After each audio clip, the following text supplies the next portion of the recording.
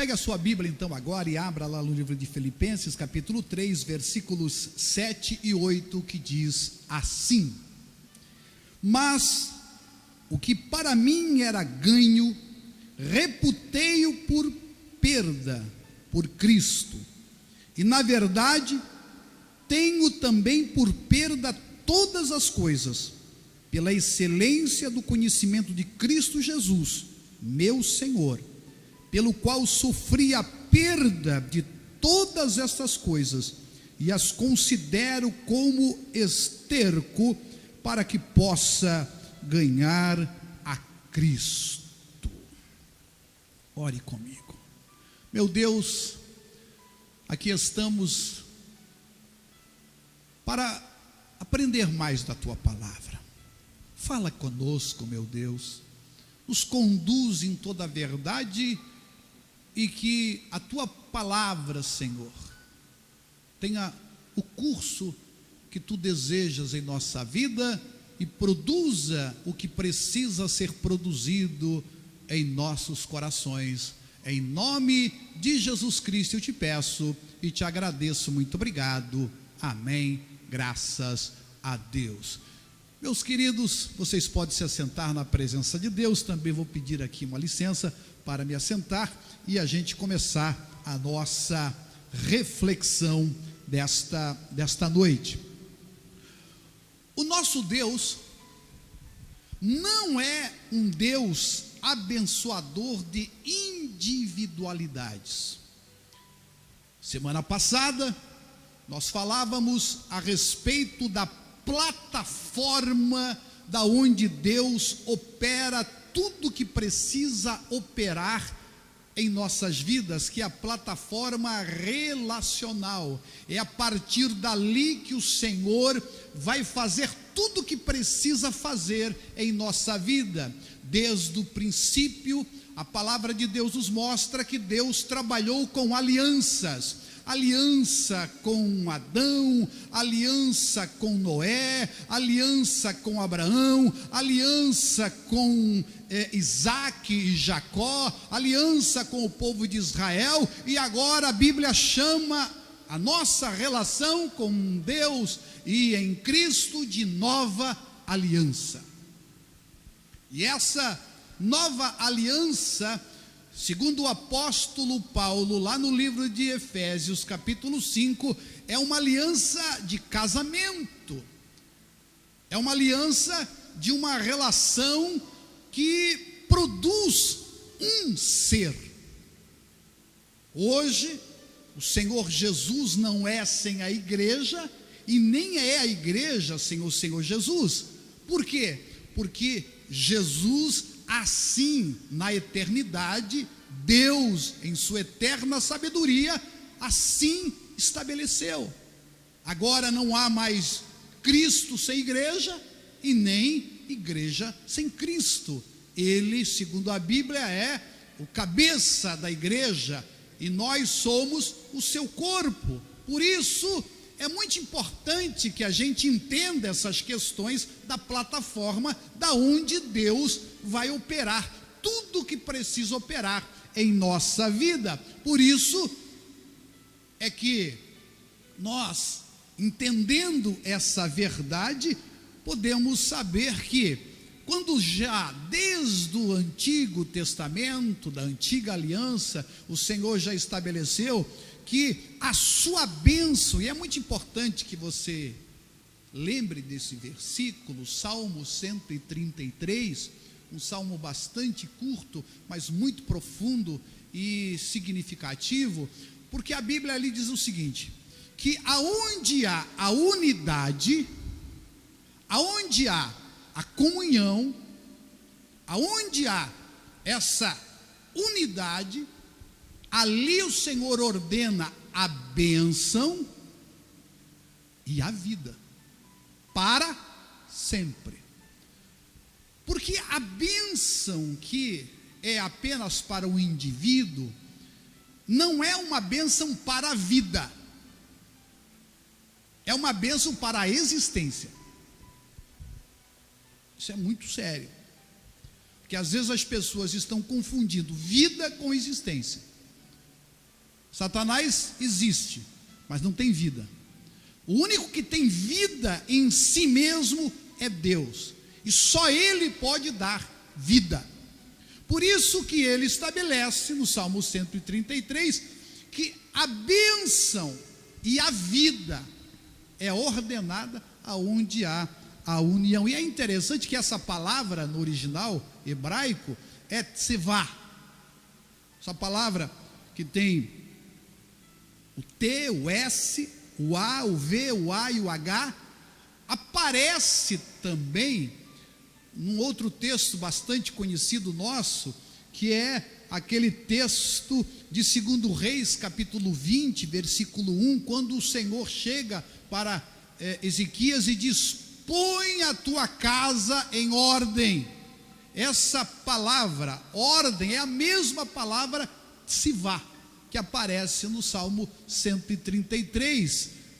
Então, essa ordem que o Senhor diz lá no Salmo 133, que o Senhor dá para que a bênção e a vida aconteça, é também algo que organiza a nossa vida, organiza as nossas ações. O tesvá, que a Bíblia Sagrada fala aqui, é mais do que uma ordem, é uma organização. E aí a gente vai observar que o Senhor, Ele estabeleceu como forma de agir essa maneira relacional. Por isso que Deus está como Deus em todos os lugares, mas como Pai, e Cristo está onde tem 2 ou 3 pessoas reunidas no seu nome. Ali Ele, mais do que está, Ele é. Deus está em todos os lugares, mas o estar de Deus não muda muita coisa. O que vai mudar na nossa vida é onde Deus é onde Ele pode se manifestar, aonde Ele pode se dar a conhecer nas suas virtudes, e não no seu poder. O seu poder, o Senhor pode ser conhecido olhando para a criação, não precisaria de mais nada, seria o suficiente a criação para mostrar o grande poder do Senhor. Mas Ele criou o homem, e Ele cria o homem também porque Deus é uma comunidade, Deus é uma família, e criou o quê? Uma família, homem e mulher. E porque Deus é Pai, Filho e Espírito Santo, e nós agora somos também uma família em Cristo Jesus, é a partir daí que as coisas acontecem de fato, acontecem de verdade. Por isso, o apóstolo Paulo, ele vai dizer algo que é profundamente complexo.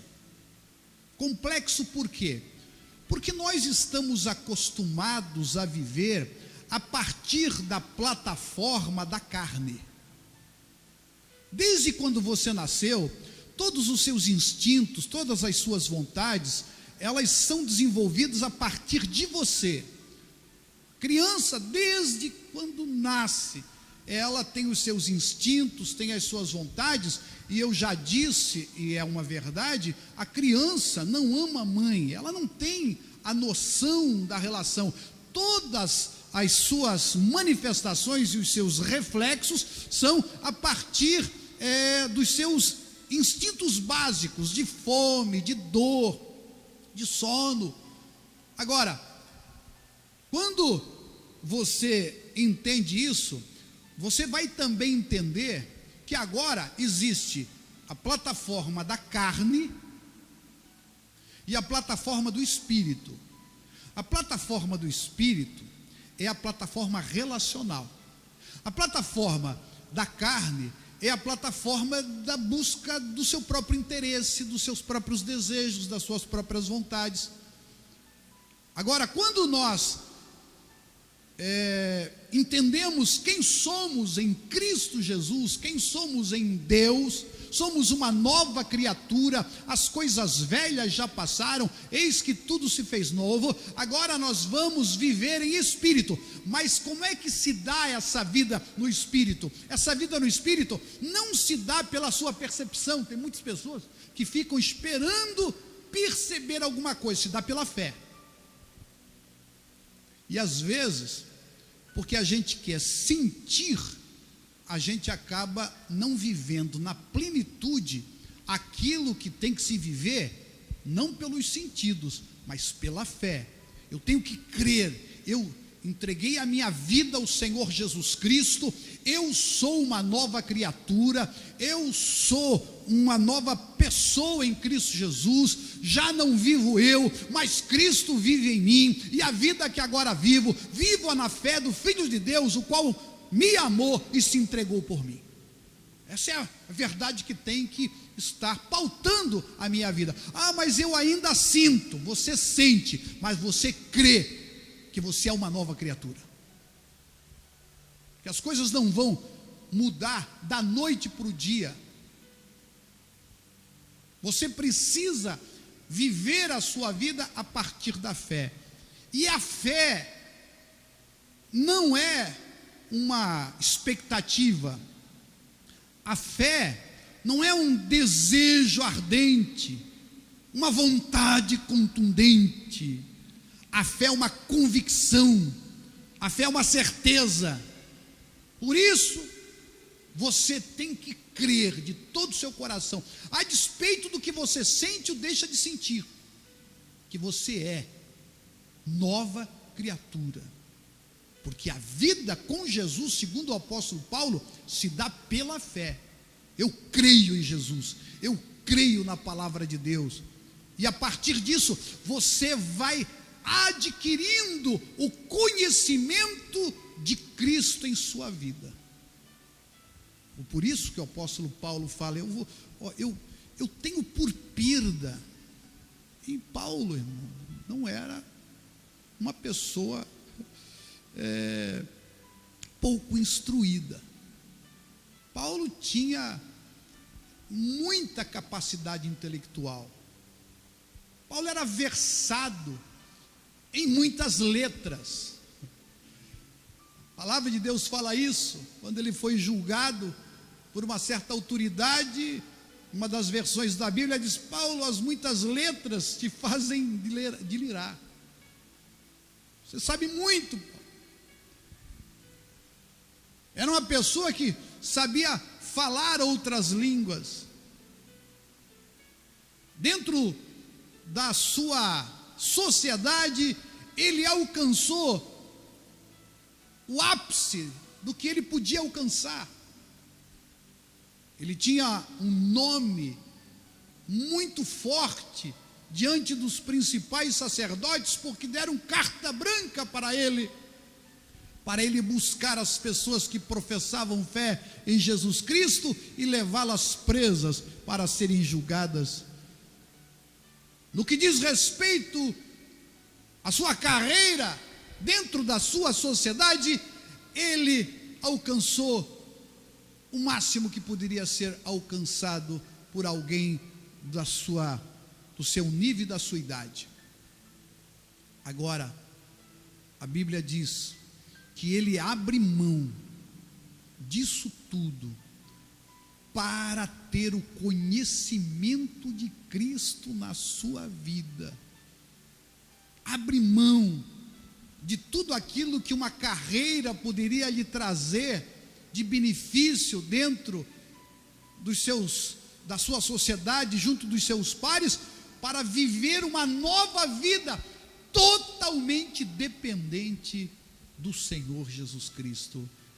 E eu, irmãos, estou convencido que um dos problemas mais sérios que nós enfrentamos na nossa espiritualidade não é que nós não nascemos de novo, não é que nós não somos nova criatura, não é que nós não tenhamos realmente o nosso nome, como diz a Bíblia Sagrada, escrito no livro da vida, é que nós ainda não entendemos a grande riqueza que é o conhecimento do nosso Senhor e Salvador Jesus Cristo, e ainda tentamos misturar os nossos conhecimentos, aquilo que vem da carne com aquilo que vem do Espírito. Isso nunca dará certo, porque a Bíblia Sagrada diz que essas duas plataformas, essas duas instâncias, elas lutam entre si para que você não faça a sua vontade. Por isso que a Bíblia diz, aqui mesmo, no livro de Filipenses, que Deus trabalha o querer e o efetuar. Isso não pode ser algo forçado, isso tem que ser algo voluntário. É a oferta que Paulo fala, não é algo que você faz porque uma igreja te obriga, um pastor diz para você fazer, é algo que você no seu coração diz: eu vou viver a partir do conhecimento de Cristo, a partir das verdades eternas que a Bíblia Sagrada me mostra, porque eu sou nova criatura em Cristo, e é assim que eu vou viver a partir de hoje, e é assim que eu vou crer em tudo que eu fizer, em toda a minha vida. Eu vou colocar o conhecimento de Cristo em primeiro lugar. Eu olho para a Bíblia Sagrada, existe uma história que desde muito cedo, na minha vida espiritual, na minha vida com Deus, me chamou muito a atenção, que é a história que foi conhecida como a história do jovem rico. Está lá, salvo engano, em Mateus 19, Marcos 10 e Lucas 18, se não me falha a memória aqui, são as três passagens que contam essa história na Bíblia Sagrada. Mas tem em Mateus, no capítulo 19, que fala sobre isso, quando esse jovem chega, irmãos, pensa assim, um jovem muito parecido com Paulo, um jovem que era principal, então significa que ele era versado na lei, uma pessoa muito bem colocada socialmente, tinha tudo que talvez a gente mais valoriza em nossa vida, ou que muitas pessoas valorizam na vida, que é juventude e riqueza, força física e condições para viver, condições financeiras. Ele tinha. E ele chega ao Senhor Jesus Cristo, irmãos, e ele vai à pessoa certa, faz a pergunta certa. A Bíblia diz, creio que em Marcos, que Jesus o amou, porque ele foi sincero,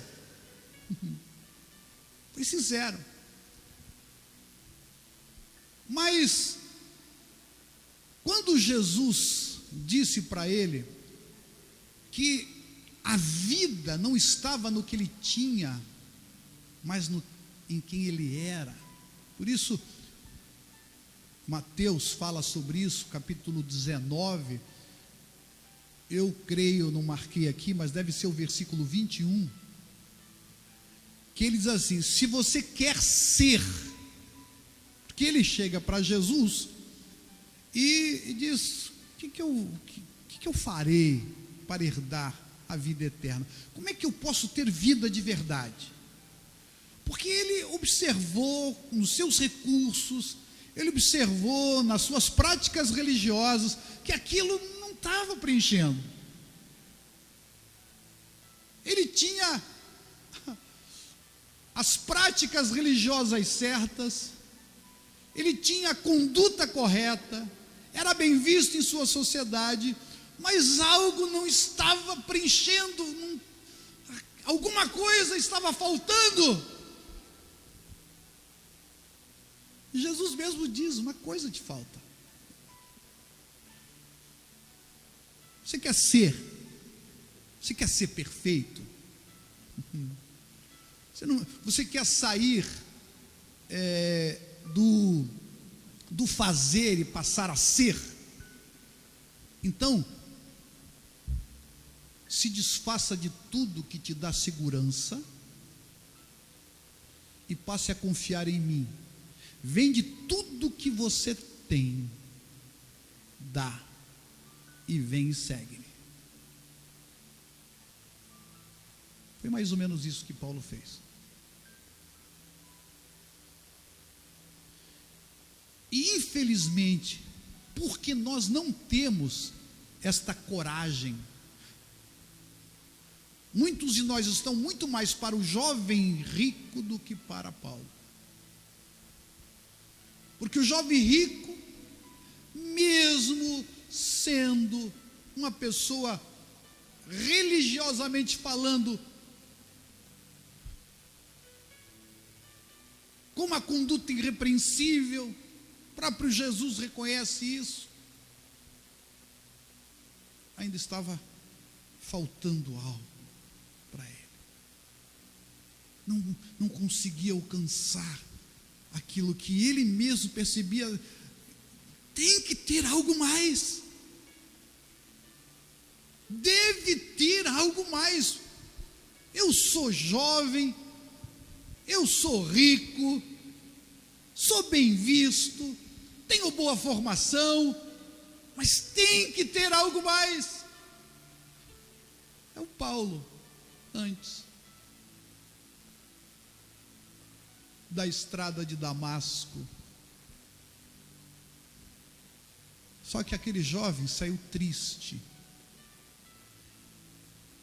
aquele jovem saiu totalmente decepcionado, porque ele achava que podia confiar nas riquezas, podia confiar nas suas posses e assim ainda continuar seguindo a Jesus, ainda continuar tendo um relacionamento com o Senhor Jesus. E a Bíblia mostra que isso não é possível. Por isso que Paulo disse: eu abro mão de tudo para alcançar o conhecimento, a excelência do conhecimento de Cristo Jesus, meu Senhor. Enquanto a nossa confiança não estiver inteira no Senhor, meu irmão, não vai ter dinheiro suficiente, não vai ter posição suficiente, não vai ter nenhum tipo de coisa fora que vai produzir em você o que o conhecimento de Cristo vai produzir na sua vida. E às vezes, irmãos, as pessoas estão servindo ou seguindo ao Senhor Jesus Cristo por aquilo que elas veem, ou eles veem, por aquilo que o Senhor Jesus pode fazer para e pela sua carne. Não é pela força do seu braço, não é pela sua capacidade intelectual, é pela graça do nosso Senhor e Salvador Jesus Cristo, é por aquilo que Jesus fez na cruz do Calvário. Por isso, meu irmão e minha irmã, a gente olha para a vida deste jovem rico de Mateus 19 e a pergunta, que não quer calar, como dizem alguns, o que pode dar errado em uma vida aonde a pessoa vai ao lugar certo, tem a conduta correta, sabe que a vida é mais do que os seus olhos veem, procura a pessoa certa, faz a pergunta certa e sai triste dali.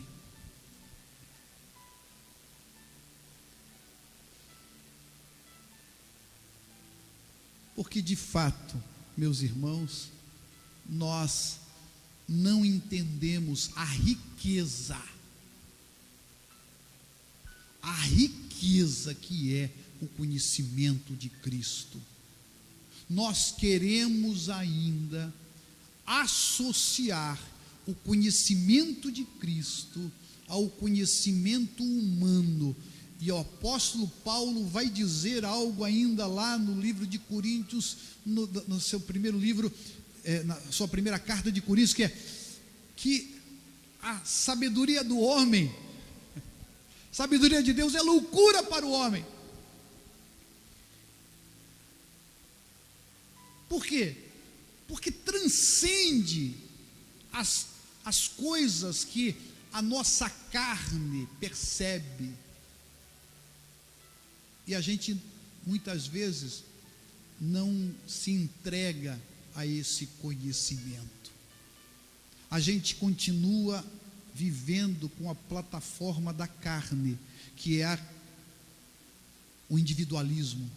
Nós achamos que nós vamos conseguir porque temos habilidades, nós vamos conseguir, basta termos saúde, saúde é que interessa, o resto não tem pressa, como dizia o jargão, não é?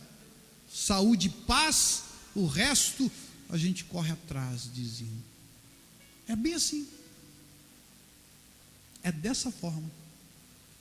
É porque as pessoas estão correndo atrás de coisas que na verdade deveriam ter a calma e o sossego de que o Senhor já lhes deu, para que agora eles vivam para o Espírito, eles vivam para as relações, eles saibam que nunca vai lhes faltar nada. Era isso que aquele jovem não entendeu, que nunca lhe iria faltar nada que precisasse para as suas relações, para aquilo que de fato é o propósito de Deus. E Paulo, ele entende isso e abre mão de tudo.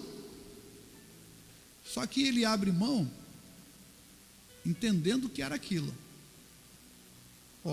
Diante do conhecimento de Cristo, tudo que eu abri mão era esterco. É a palavra que ele usa ali. E é muito forte essa palavra, né? Que aqui na Revista Corrigida se usa essa palavra esterco, mas algumas versões tentam, né, amenizar, chama de refúgio, né? Mas ali é coisa imprestável mesmo. A palavra no original ela significa isso mesmo, essa palavra que fala a respeito de coisas imprestáveis.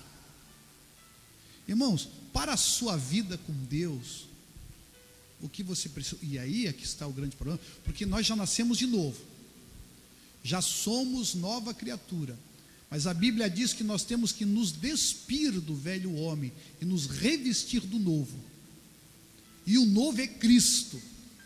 E o novo é o jeito de pensar no Espírito. E esse é o desafio que nós temos. O teu desafio, meu irmão, não é mais ficar lutando contra o pecado. O teu desafio não é mais ficar preocupado com o inferno. O teu desafio agora é viver a partir das orientações de Deus e do conhecimento de Cristo.